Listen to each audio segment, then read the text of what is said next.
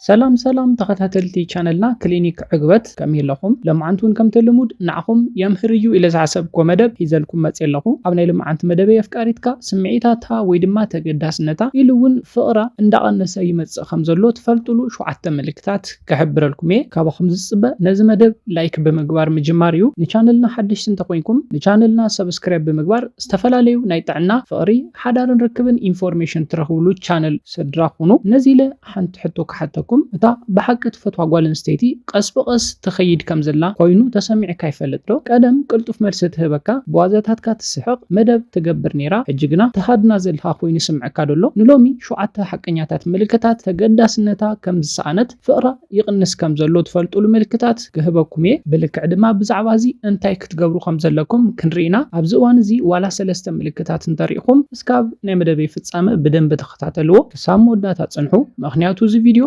ባዋርሕ ቃንዛ ከድሕነኩም ዝኽእል ስለ ዝኾነ እዩ እስካብ ናይ መደበይ ፍጻመ ምሳይ ጽንሑ ሰናይ ምክትታል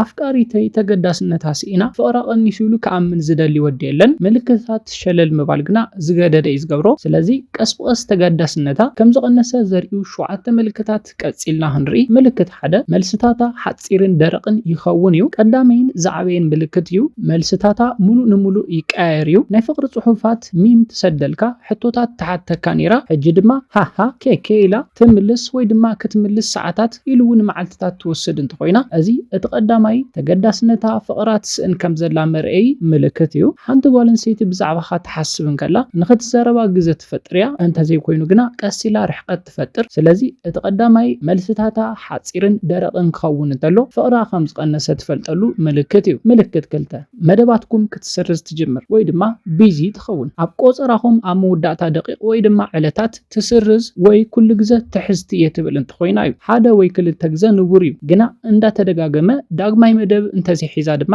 ብሮ ተገዳስነታት ስእነላ ፍቅራ ጠፊኡ እዩሞ ብግዜ ረሓቃ ዝደለየትካ ጓልን ሰይቲ ክትረኽበካ ግዛኣተ ጣዓምያ ግና ኩሉ ግዜ ትሕዝቲ እንተኮይና ድሕሪ ደጊም ቀዳማይ ምርጫ ኣይኮንካን እሞ ብግዜ ፍለጦ ምልክት ሰለስተ ውሕዳት አካላዊ ፍቅርን ቅርበት እንተገይራን እዩ ፍቅራን ተቀኒሱ ኢድካ ክትሕዝ ኣይትደልን ካብ ምስዓም ክትርሕቅያ ክትሓቅፈካ እውን ኣይትደልን ቅርበት እውን ሳሕቲ ይኸውን ወይ እውን ዝተገደደት ኮይኑ ይስምዓ ደቂ ኣንስትዮ ብስምዒት ክትኣሳሰራ ከለዋ ኣዝየን አካላዊ እየን ዝኾና እቲ ምትእሳር ምስ ወረደ እቲ አካላዊ ወገን እውን ይንክዩ እሞ ነዚ ምልክት እንተሪኢኻ ብግድን ኣይትሓዛ ብግዜ ረሓቃ ምልክት ኣርባዕተ ብዛዕባ ህይወትካ ምሕታት ክተቋርጽ እያ ድሕሪ ግዜ መዓልትኻ ከመይ ነይሩ ኣብዚ ሰሙን መወዳእታ እንታይ ትገብር ኣለኻ ወይ ብዛዕባ ዕላማኻን ሕልምኻን ኣይትሓተካን እያ ሓንቲ ጓል ክትፈትወካን ከላ ኩሉ ክትፈልጥ ትደልያ ተገዳስነታ ምስ ሰኣነት ነዞም ሕቶታት ትገድፎም እሞ ነዚ ኸ ትርኢ ኣለኻ ዶ መልስኻ እወ እንተኾይኑ ህደም ብሮ ህደም ምልክት ሓሙሽተ ብዛዕባ ካልኦት ደቂ ተባዕትዮ ወይ ብዛዕባ ናይ ቀደም ዘፍቅራ ወዲ ክትዛረብ ትጅምር እንተኾይና እዩ ብዘይ ገለ ዕላማ ካልኦት ደቂ ተባዕትዮ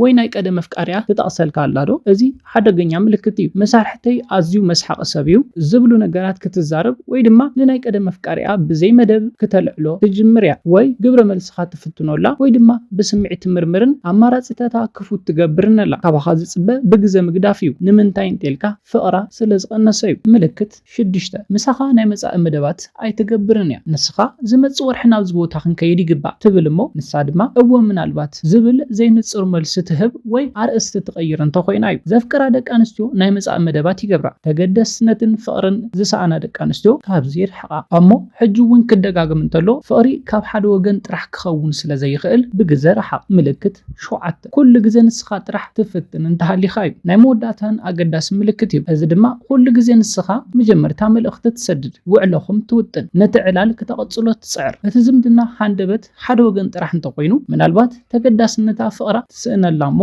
ብግዜ ካልእ ኣፍካሪ ትድለ ነዚኦም መስራና እዚ ንምንታይ ይኸውን እንታይ ክትገብሩለኩም ዝብል ክንሪና ሕጂ ምልክታት ስለ ዝፈለጥኩሞ ስለምንታይ ከምዚ ዝኸውን ንዘራረብ መብዛሕትኡ ግዜ ስሕበት ስለ ዝሃሰሰ እዩ ምናልባት ኣዝዩ ተረባሐ ኮይንካ ሚስጥራዊ ምዃንካ ቋሪጽካ ወይ ድማ እቲ ዝምድና ኣሰልቺዋ ኮይኑ ኸውን እዩ ሓደ ግዜ ምስኻ ዝኾነ ርክብ የብሉን ምናልባት ውልቃዊ ጉዳይ ኣለዋ ወይ ምስ ካልእ ሰብ ተራኺባ ትኸውን ብልክዕ እንታይ ክትገብር ከም ዘለካ ድማ ክንርኢ ኣብ ነፍስኻ ተኩር ጂምናዝየም ስራሕ ንዕላማኻን ንዕሩኽትኻን ልዑል ዋጋ ዘለዎ ሰብ ኮይኑ ግና ርክብኩም ቅድመ ቅድሚ ምቁራጽካ ሓደ ሕቶ ክትሓታለካ እዚ ድማ ኣብ መንጎና ነገራት ዝተፈላለዩ ኮይኑ ክስምዓኒ ኣስተብሂለ ኩሉ ደሓን ድዩ ኢልካ ጠይቃ መልሳ ስማዕ ካብ ቃላታን ላዕሊ ሰውነታ ዝበለጸ መልሲ ክህበካ ስለ ዝኽእል ብደንብ ዝተውዕሎ ግና ድማ ክትከይድ እውን ድሉው ኩን ሓደ ግዜ እቲ ዝዓበየ ስጉምቲ ብኣኽብሮት ምኻድን ምፍልላይን እዩ ሰብ ምሳኻ ክጸንሕ ክትእምኖ ብፍጹም የብልካን ኣፍቃሪት እውን እንዳለመንካ እንተጽኒሕካያ ሰላምካ ኣኽጽኖ ስለዚ ኣብዚ ሕጂ እዋን ካብዞም ምልክታት ብዙሕ ምልክታት ትርኢ እንተኮይንኩም ኣይትሰንብዱ ነዚ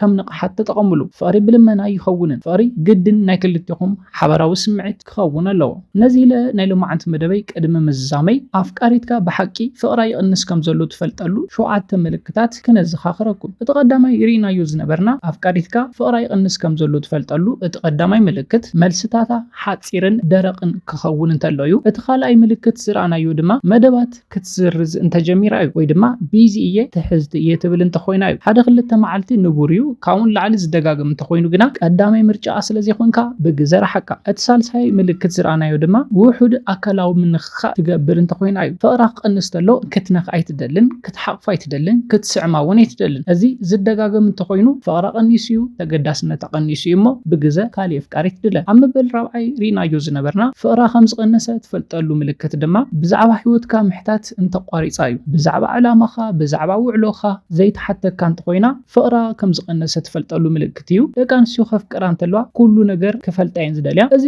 ዘይትገብር እንተኮይና ፍቕራ ቀኒሱ እዩ እሞ ኣብ መበል ሓምሻይ ሪናዮ ዝነበርና ምልክት ድማ ብዛዕባ ካልኦት ደቂ ተባዕትዮ ደጋጊማ ትዕልል እንተኮይናን ብዛዕባ ናይ ቀደም ኣፍቃሪኣ ደጋጊማ ትዕልለካ እንተኮይናን እዩ እዚ ክደጋገም ተሎ እውን ምልክታት ፍቕሪ ምቕናስ ስለዝኾነ ብግዜ ረሓቕ ኣብ መበል ሻድሻይ ሪናዮ ዝነበርና ፍቕራ ከም ዝቐነሰ ትፈልጠሉ ምልክት ድማ ምሳኻ ናይ መጻኢ መደባት ምግባር እንተቋሪፃ እዩ ድሕሪ ሓደ ወርሒ 2 ወርሒ እንዳበልኩም ቅድሚ ሕዚ ትውጥንዎ ነበርኩም መጻኢታትኩም ሕዚ ዘይትውጥኖ እንተኮይና ወይ ድማ ካሊእ ኣርእስቲ ትቐይር እንተኮይና ፍቕራ ቀኒሱ እሞ ብግዜ ግደፋ ኣብ መበል ሻውዓይን ናይ መወዳእታን ሪናዮ ዝነበርና ንዓኻ ዘለዋ ተገዳስነት ብሓቂ ቀኒሱ ከም ዘሎን ፍቕራ ቀኒሱ ከም ዘሎን ትፈልጠሉ ሜላ ድማ ንነገራት በይንኻ ትፍትን እንተኮይንካ እዩ ንኣብነት ቀዳማይ መልእኽቲ በይንኻ ትልእኸላ እንተኮይንካ ወግዕኹም ንኽተቐጽሎ በይንኻ ትጽዕር እንተኮይንካ ፍቕራ ተገዳስነታ ቀኒሱ ስለዘሎ ብግዜ ካሊእ ኣፍቃሪት ምድላይ ዝሓሸ መማረፂኻ ስለዝኾነ ብግዜ ረሓቃ ነዚ ኢለ ናይ ሎማዓንቲ መደባተይ በዚ ክዛዝም ናይ ሎማዓንቲ መደበይ ዝኾነ ሓድሽ ነገር ከም ተምሓርኩም ተስፋ ይገብር መደብና ናብ ብዙሓት ሰባት በፂሑ